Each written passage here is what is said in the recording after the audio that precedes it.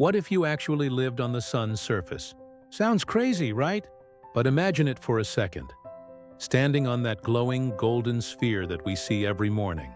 It's beautiful from a distance, almost gentle, but up close, it's something else entirely. We depend on the sun every single day. For warmth, for light, for food, even for time itself. It keeps our planet alive, but it's also a constant reminder of just how fragile that life is. Without it, Earth would freeze solid in days. With even a little too much of it, everything would burn. The sun is balance, and it teaches that too much of even a good thing can destroy everything around it. But what if somehow you could live on it? What would really happen if you tried to survive there? Let's start with the basics. The sun isn't fire the way we know it. It's not a giant ball of flames sitting in space. It's a massive sphere of plasma, a state of matter that's not solid, liquid, or gas, but a swirling soup of charged particles. Inside, hydrogen atoms are constantly smashing together under extreme pressure, fusing into helium and releasing incredible amounts of energy. That process, nuclear fusion, is what makes the sun shine. Every single second, the sun releases more energy than all of humanity has ever used in its entire history. To give you perspective, if you could somehow capture just 1 second of its power, you could run every city, every light, every machine on Earth for hundreds of thousands of years. That's how enormous its energy output is. Now here's the weird part. The sun doesn't actually have a surface. What we call the surface is just an illusion. It's something we see, not something we could ever touch. The so-called surface is called the photosphere, a thin layer of glowing gas about 500 kilometers thick, which is tiny compared to the sun's total size. To give you an idea, the sun's diameter is about 1.4 million kilometers, that's over 100 times wider than Earth. Yet the layer that shines so brightly and looks solid to us is less than the thickness of a fraction of a percent of the whole thing. So if you tried to stand on it, you wouldn't stand on anything. You'd simply fall through it. Beneath you would be layers of boiling plasma, constantly moving, shifting, and exploding in violent storms. The sun isn't calm. It's a storm made of energy, light, and magnetic chaos. But okay, let's imagine for a second that you could somehow get close. You have the most advanced spacesuit ever built, something stronger than anything we can currently design. Before you even get near, you'd be in trouble. Spacecraft that approach the sun, like NASA's Parker Solar Probe, can only get to within a few million miles before the heat becomes nearly unbearable. Even from that distance, the heat shield of the probe faces temperatures of over 2,500 degrees Fahrenheit, and that's with the best heat-resistant technology we've ever invented. But that's still far away, millions of miles from the photosphere. If you got any closer, you wouldn't melt. You'd vaporize instantly.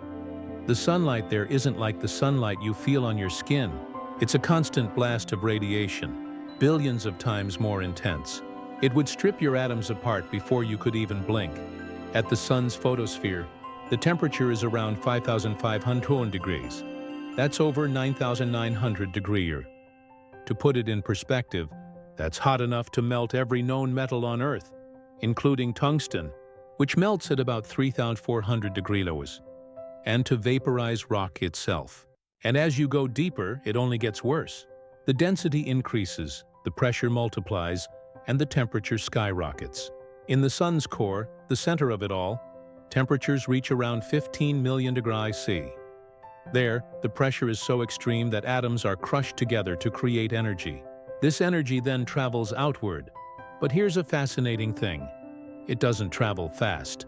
A single photon, a tiny particle of light, takes between 10,000 and 100,000 years to travel from the sun's core to its surface. Light we see today, the warm sunlight on your face this morning, was created tens of thousands of years ago, trapped in a slow, chaotic journey outward. Only when it escapes the surface does it speed through space, reaching Earth in just over 8 minutes. That means the sunlight you see right now began its life before humans invented writing. The sun has layers, and each layer is a world of its own. The core, the heart, is where fusion happens, where hydrogen becomes helium. Surrounding it is the radiative zone, where energy moves slowly outward. Then comes the convective zone, a turbulent ocean of plasma, where hot gas rises and cool gas sinks, just like boiling soup. That churning motion shapes the sun's bubbling surface that we can see through telescopes. Above that is the photosphere, the visible layer we mistake for a surface. Then the chromosphere, a reddish glow seen during eclipses. And finally, the corona, the sun's outer atmosphere, stretching millions of kilometers into space. Here's something strange. The corona is actually hotter than the surface itself, sometimes reaching millions of degrees, and even now scientists don't fully understand why. The sun still keeps secrets. If you could somehow float safely within the sun's outer layers, you wouldn't see a calm golden sphere. You'd be surrounded by chaos. Gigantic magnetic loops called solar prominences would tower above you, stretching thousands of miles high. Sunspots, darker, cooler regions, would swirl beneath you like storms the size of planets. Solar flares would erupt suddenly, releasing more energy in a few minutes than all the world's power plants combined. And sometimes, the sun hurls giant waves of particles into space. Solar storms that can knock out satellites, disrupt GPS, and even shut down power grids on Earth.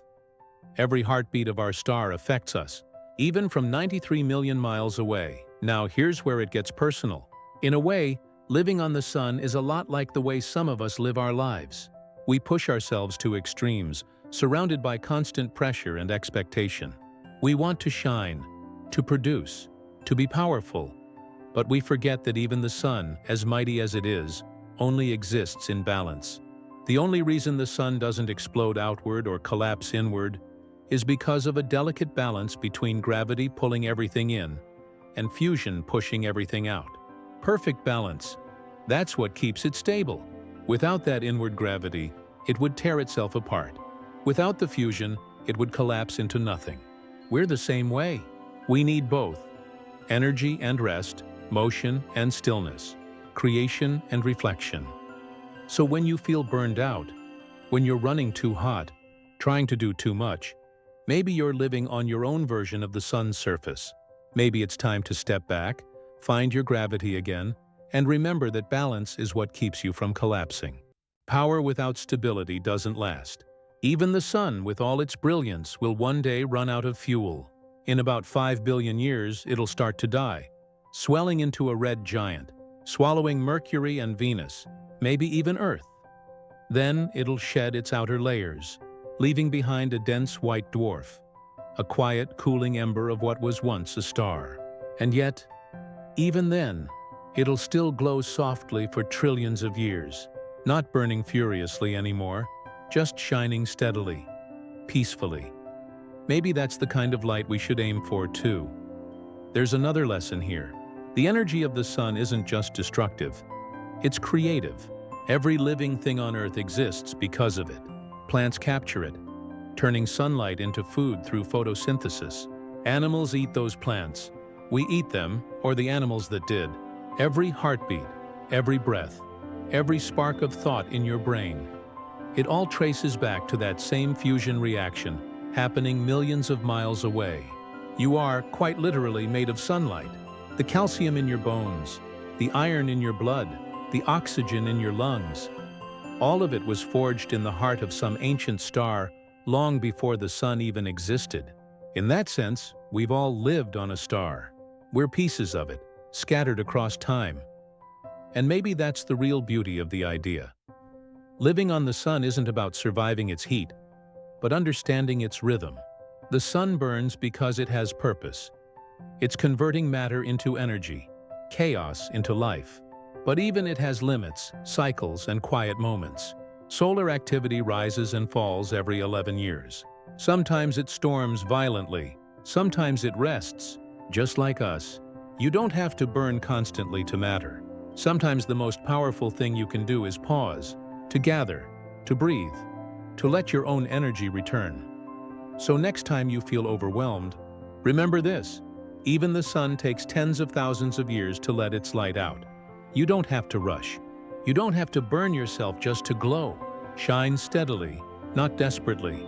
Find your balance between pressure and peace, because in the end, that's what keeps stars and people alive. If this story made you think a little differently about the world, give it a like, share it with someone who's been feeling burned out lately, and subscribe for more calm, thoughtful explorations like this one.